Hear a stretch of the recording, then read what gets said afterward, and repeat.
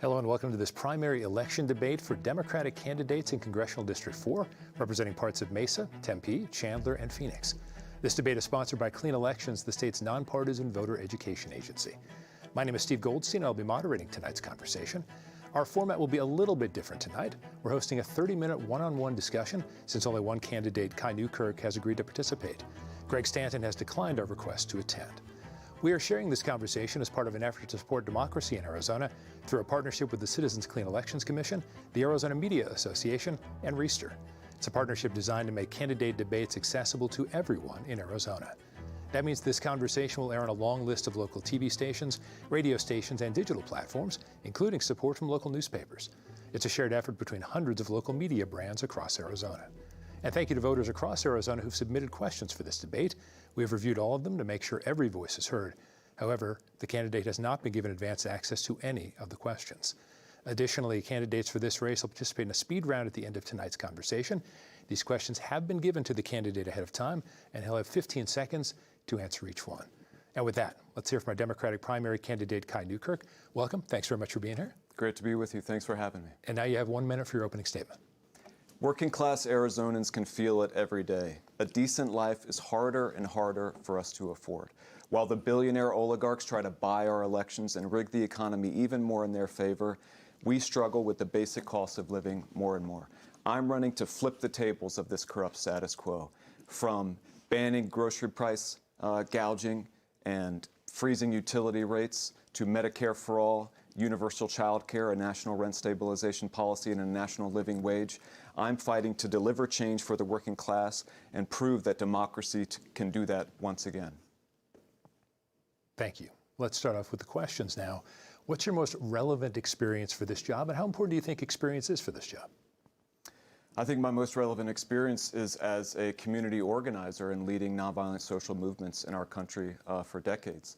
I think that we make a mistake in our country when we think that you have to be an attorney or have some particular higher education or something like that to serve in a government that is meant to be of, by, and for the people.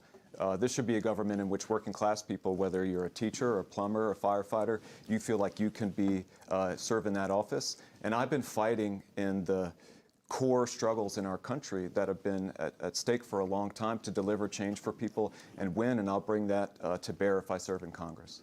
So we often talk about the divide politically in this country, and it's more than just Republican and Democrat, certainly. But this is a seat that is safely held by a Democrat. Why did you choose to challenge an incumbent Democrat when you are, in fact, perhaps more progressive than he is, but you're also a Democrat, correct? Yes, absolutely. Okay, so tell me why you're running against an incumbent then. I think we're in a time of emergency, of crisis in our country, whether it's the billionaires who have more wealth than entire nations while the working class struggles, or criminal wars and genocide overseas, or masked agents shooting down Americans in the street and separating families, to a heating planet and a runaway AI arms race. This is a time when status quo leadership, conventional politics, and legalized corruption is not going to save us. And in my view, our incumbent, unfortunately, has both not stood up to these emergencies with the force that's necessary, and also in some cases has enabled it or been complicit in that. And in my view, that's unacceptable. We need to go in a different direction. And I think Democrats are hungry for someone who's going to fight and face this emergency with the urgency that's necessary. So some of the issues you mentioned we will certainly go over in this conversation. But generally, is what you said about the incumbent, Greg Stanton, does that apply to most Democrats in Congress from your perspective? Do you feel like, especially in this second incarnation of the Trump administration, they're not fighting enough? And is that even more frustrating to you than maybe a philosophical point? I think it's definitely a problem more broadly in the Democratic Party, but there are many that are rising to the challenge. And a key question is the fact that we have to pick a side in this fight between oligarchy and ruled by the billionaires for themselves and a democracy of, by, and for the people that puts the working class first. You can't serve two masters at the same time. And our incumbent, unfortunately, takes money from the very same corporate interests that those oligarchs own and that are screwing over the working class. I reject corporate money. I won't take a dime from AIPAC. I don't want any big money super PAC support. And I'm fighting for policies that challenge those interests in order to deliver for everyday people. And I think that too many Democrats have accustomed ourselves to a corrupt campaign finance system that stops us from fighting for the change that people need. So I'm asking you this with the presumption that you win. What if you won this seat and you actually were in Congress? Do you think that this sort of firebrand approach is something that can be effective, or will that depend on whether you'd be in the majority or the minority? Well, I think there's maybe some confusion, right? You say firebrand, right? It's true that in the nonviolent tradition that I'm rooted in, that we have to stand up fiercely against injustice and say no. And we're willing even to put our safety, our freedom, sometimes our life on the line to do so. But we're always also reaching out an open hand and seeking not to destroy anyone. We don't hate anyone. We hate the sin, not the sinner. And ultimately, we seek reconciliation. And so that's the spirit that I organize in. I love to work with people, talk with people who have a different perspective. I've worked with Republicans on campaigns in the past and people who disagree deeply with me. But I'm seeking to find that common ground as human beings and as people who care about our country. Both in leadership, if I'm in Congress, I'll be able to reach across the aisle while also standing strong for our principles.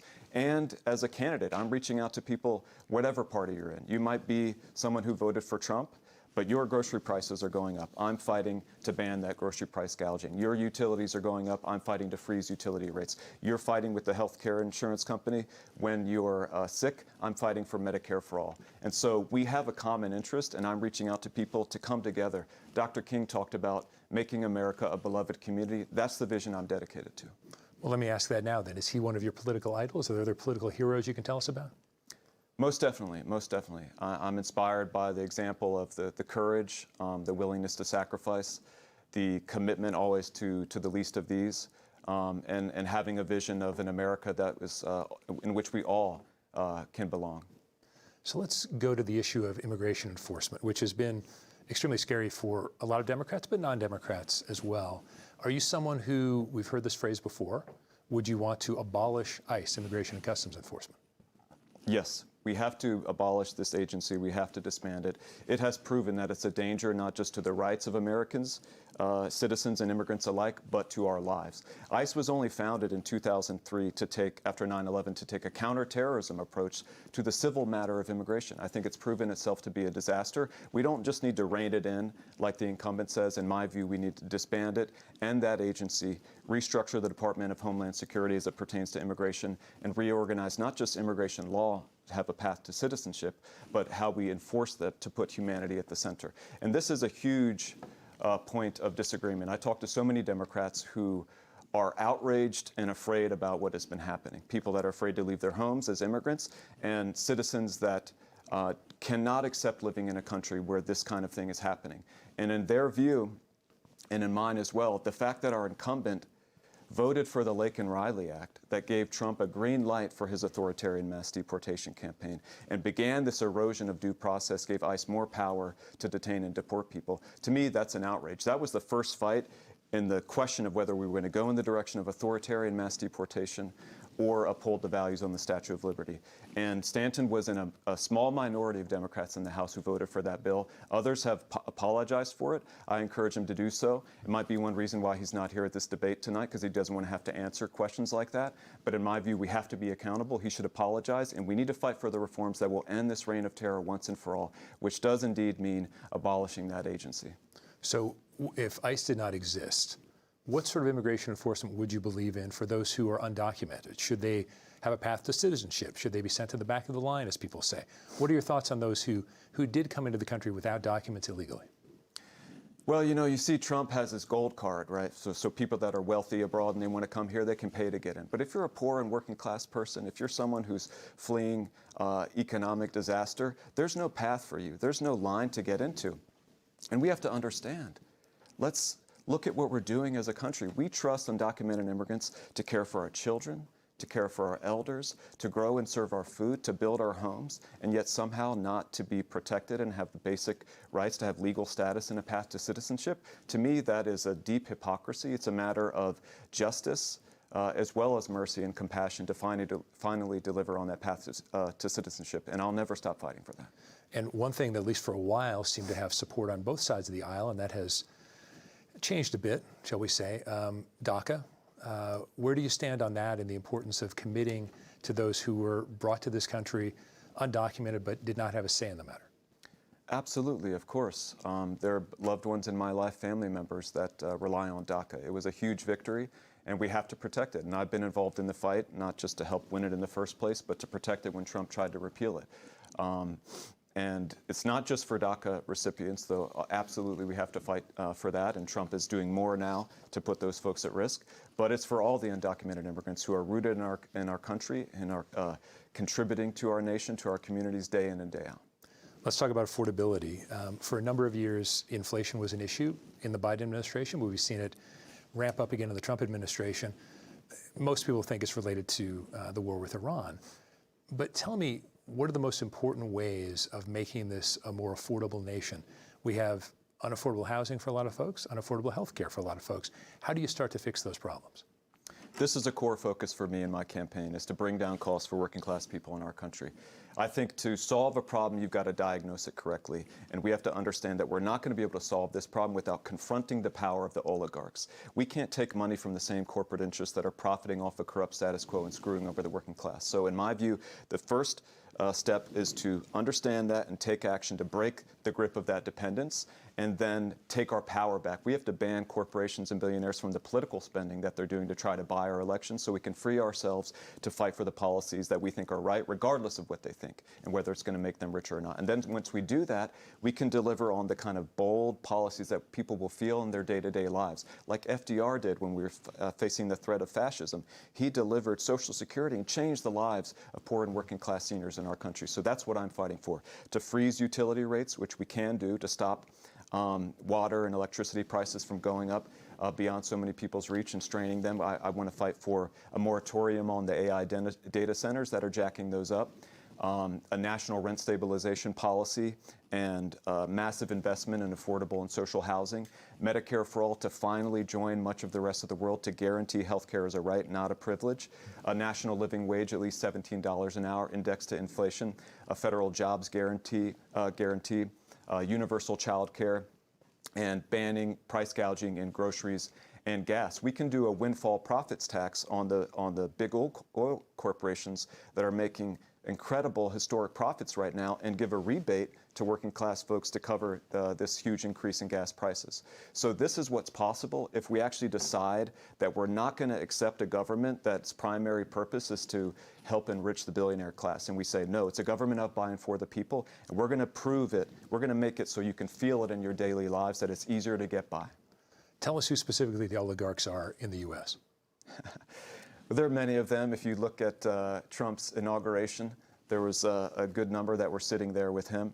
But we have to understand it's not about particular individuals, right? Although that's important to call them out and understand that, whether it's Elon Musk or Jeff Bezos, but to understand that it's a corrupt campaign finance system and a rigged economy that is enabling this vicious cycle of them spending that unlimited wealth in our elections to try to pick politicians that are going to help them and rig the economy more in their favor, and then sucking up more and more of the wealth and hurting working class people. So I come out of the labor movement as well. I've fought to win a union in my workplace. We have to empower and build our democracy in that way as well, and empower workers to organize. I think over half of workers in our country who are not in a union say they want to be. Why can't you? Because companies crack down with impunity. So we need to make our government stand on the side of those people and shift power from the oligarchs to everyday people. So some political observers have said in the past that the average voter, whoever that person is, often votes against his or her interests. So how do you get enough of a movement where people say, oh, I'm not just going to mark the ballot because it's an R or a D next to it, but they're thinking in terms of what will change the country in the way you'd like to? Well, I think we got to just mobilize and organize based on the truth and talk to people about the problems they're facing. Like I just said, I know that Democrats are with me, the vast majority, on these issues of distinction between myself and Greg Stanton, whether it's taking corporate money, supporting Medicare for all or not, whether it's abolishing ICE, whether it's more military aid to Israel or not. But also, these things are popular with voters across the board in many cases. And if we reach out to people and say, look, whoever you voted for before, I care about you. I care about your family. I'm fighting for a better future for you. Join our movement. This is a movement of love, truth, and people power. And we're bringing people together to create a new day for all of us. Because we share common interests, right? We're driving the same streets together, right? We're, our utilities are through the same companies, and we're buying groceries in the same system, right? So we have to understand that let's come together across that. Let's not be divided by the oligarchs who want to divide and conquer, but understand we have common interests as working class people, and we can make our lives better if we elect people that are going to be not beholden to the corporations, but are going to fight for us and deliver. So how would you respond to those who, for example, in California, talking about a billionaire's tax, those who will argue that, well, if you start actually taxing the billionaires at a particular rate, then they'll just move their operations elsewhere and that will cause a job loss.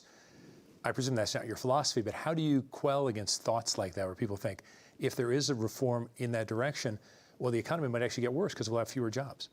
I don't think history bears that out. You know, there were times in our country where tax rates on the super wealthy and corporations were much, much higher. People weren't fleeing this country. People want to be in the U.S. for many reasons, because of the culture, because they're rooted here, because it's this huge market, because of our incredible education system, all these reasons. We can't let them scare us into submitting and bending the knee and saying, okay, rule over us like you were born for that. No. This is a one-person, one-vote democracy. We're not going to be ruled over by oligarchs. We're going to come together as working class people, take back our power, and insist that government serves us equally. Whether it is human-caused or whether it is cyclical, the climate is changing. We know that too, and we don't know how long it's going to change. We don't know any of those things at this point, but that has affected certainly the Southwest tremendously. And Arizona is already in a position when it comes to water, particularly in our urban areas with Phoenix and Tucson. Colorado River water, we're talking with the feds about, do we negotiate with our neighbor states that take from the Colorado River? What are your thoughts generally on climate change? And then more specifically, what would you advocate for in terms of protecting Arizona's water supply, and also whether it's conservation, whether it's working with other states? Big question there, but what are your thoughts? Well, you're right. The climate emergency is a profound planetary crisis, and there's been less attention on it since Trump was elected, but the physics are the same, the planet is heating, and the consequences are going to grow, and especially here in Arizona with the extreme heat that we face, we have to take it on. And that means standing up to the fossil fuel companies that are profiting off the status quo and saying, you're not going to run the show, you're not going to stop us from moving forward with a massive transition to clean energy. And which is also going to create tons of good jobs, cleaner air, and a better life for all of our communities. So we have to mobilize and understand that this is something that has profound effect, not just now, but for future generations. It is truly an emergency. And in Arizona, we have a huge opportunity. In Australia, they are producing so much solar energy now that electricity is free between noon and 3. We're competitive in solar potential with Australia, I'm sure, but we have to build out the infrastructure and deliver that, which could make a huge difference for people in terms of utility prices right now. And on the water question, we have to negotiate a fair agreement in terms of Colorado River allocation post-2026. But if we aren't addressing the broader crisis of the climate, then the drought is just going to get deeper and deeper and deeper. There'll be less water into the Colorado period. And we have to understand that whatever agreement we make between the states or here, that it has to prioritize residents and essential uses, agriculture for Arizona and our nation, not alfalfa for the Saudis, right? Foreign interests buying up our land and our water without regulations, or industrial interests that we're not holding accountable. The Taiwan semiconductor manufacturing, it's a great investment. But if we're going to be putting billions and billions of dollars of public money into it, we should require, in a case like that, that they are making sure that their water use and that it's verifiable, that it's recycled, and then not creating a burden on residents here and driving up utility rates. Same thing with the AI data centers, right? In my view, we need a moratorium, both because this technology is so transformational. We need to make sure it helps all of us and not just the oligarchs, but also to make sure that these data centers aren't impacting our utilities, driving up power costs, creating problems in terms of water, or being sited improperly. They're trying to build one in Ahwatukee in the district. Our incumbent hasn't taken a stand on it that I know of. He takes money from some of the interests that are involved in big tech. I'm joining with those folks in the community to stand against that. It's being put right among homes, right in a residential neighborhood. That's wrong, and that's going to impact the water too. So we need to think about these things in an interconnected way and understand that if we don't stand up to corporate interests across the board in terms of policy, including in water, then it's going to be a raw deal for working class people. This is not meant to sound disrespectful, I promise you, but this sounds very quixotic in the sense that a lot of the things you're talking about are things that maybe a lot of voters like, but these are things that can't be done, most would say, quickly. How do you not only change the tide on that, but then honestly say to people, okay, what I'm saying is the best direction for the country, but you may not see results quickly? Well, look, people said that about so many different fights in our country, whether it was women fighting to win the right to vote, or ending slavery, or ending Jim Crow in the South, or winning Medicare in the first place, right? There's always been that opposition that doesn't believe that's cynical, right, or that just wants us to give up.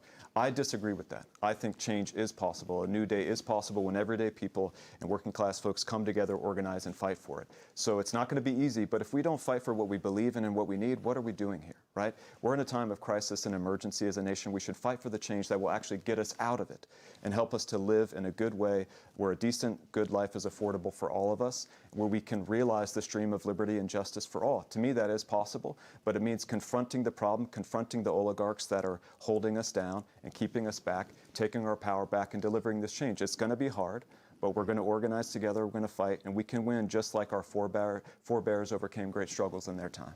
You mentioned earlier you've worked with Democrats, Republicans, unaffiliated voters. Would you be willing to compromise if you were in Congress? Are you someone who would be a pragmatist, or would you feel like I might become a pragmatist after some of these other things I want to support and push through are actually manifested? Of course. You got to stand on your principles. You got to fight for what you believe in. You push as far as you can get. And when you're in situations where compromise is the best thing that you can do to take a good step forward, even if it's not everything that you want, or to stop something bad from happening, you do that. And I'm not opposed to that. I've done that many times in my organizing life, in the coalitions that I've helped to build and helping to win and pass legislation that helped many people.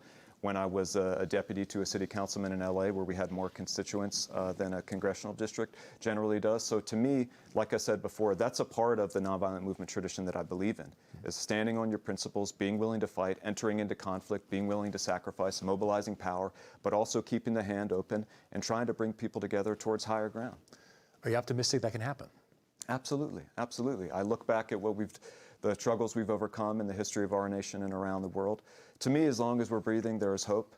And right now, we see that there's a hunger across the country. We had over 8 million people in the streets for No Kings, right? They're coming out to saying we're not going to live under authoritarian tyranny. And I've been out with so many people that are organizing, standing up, and saying we want to go in a different direction as a country, and we want our Democratic Party to finally take a stand and be on the side of working class people, to break with corporate power and deliver the kind of change that we've done in the past. I'm an FDR, MLK, AOC Democrat. We can do big things. We can deliver for people. We just have to break the shackles of the oligarchs on our party and for our campaigns. Talk about the truth, what we really want, come together, organize, and fight for it. I've done that in the past as an organizer, as a leader, and if I'm elected to Congress, I'll apply those decades of experience to delivering. And people are going to feel it in their daily lives, right? We're seeing it.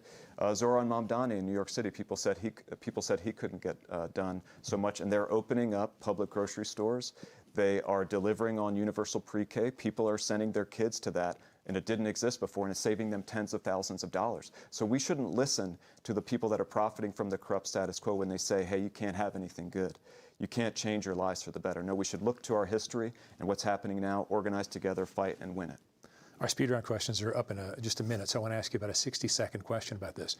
Were you a fan of what came to be known as Obamacare, or would you have wanted to change it? And if you were in Congress, what sort of health care reform would you support? I was an organizer in the fight to help win that. I led a mobilization for health care for all. We did sit-ins around the country. I was arrested multiple times in that, along with many others. I believed in Medicare for all at the time. But like I said, sometimes that's the best you can get. You have to compromise. And I supported those like Bernie Sanders who voted to improve the bill and deliver it. That has helped tens of millions of poor people in our country get health care through Medicaid. It's helped. I was on it at one time. Family members are. So I'm so proud of that. It was good. But still, even for folks who are on the exchange, as I have been in the past, you're dealing with an illness and you're fighting with the for-profit health insurance company that doesn't want to approve the care that your doctor recommended, or people going into incredible back-breaking medical debt. That's wrong. We're the wealthiest nation in the world. We can guarantee health care as a right through Medicare for all like many other nations do. I'll never stop fighting to deliver that. Okay, thank you. Now we're going to shift into our speed round questions. And again, the candidate has been given these questions ahead of time and only has 15 seconds to answer each one. So 15 seconds. What is your most important issue on day one if you become a member of Congress? Bringing down costs for working class Arizonans. To do that, we have to protect our democracy and defeat Trump's authoritarian drive to seize power. You did good. That was less than 15 seconds. What is a win for this district you believe only you can secure? There's two: Medicare for all and getting ICE off our streets and out of our state forever. Why am I the only one that can do that in the race? Because I'm the only one who wants to make that happen, who's committed to those goals. Okay. How will you balance the demanding schedule in Washington, D.C. with being present and accessible to the people in your district? A lot of flights and doing public events, both online and in person, to talk with the voters.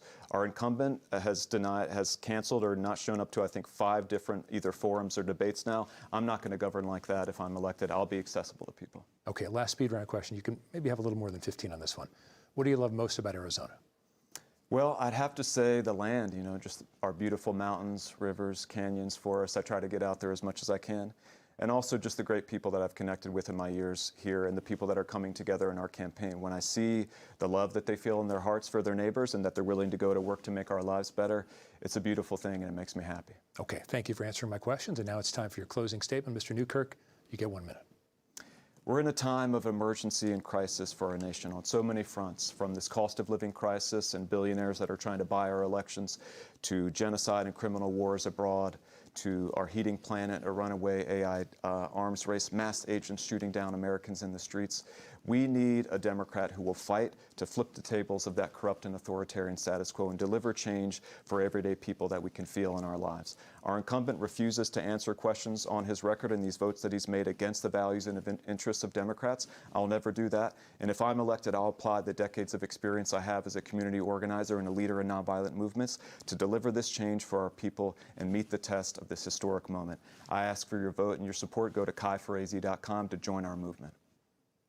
And that's all the time we have for our one-on-one conversation with Kai Newkirk, Democratic candidate for Congressional District 4. As a reminder, the Arizona primary election is on July 21st, and early voting starts June 24th. All registered voters can participate in the primary, and that includes independents. The voter registration deadline is June 22nd. To register to vote, head to azcleanelections.gov. You can also head to azmedia.org to see a list of every local media partner, plus upcoming debates and where you can find them on TV, radio, and digital platforms. You can also see the full debate schedule, learn more about Clean Elections, and submit questions for future debates by heading to azcleanelections.gov. On behalf of our partners at Clean Elections, the Arizona Media Association, Reister, and Sneaky Big Studios, thanks for joining us.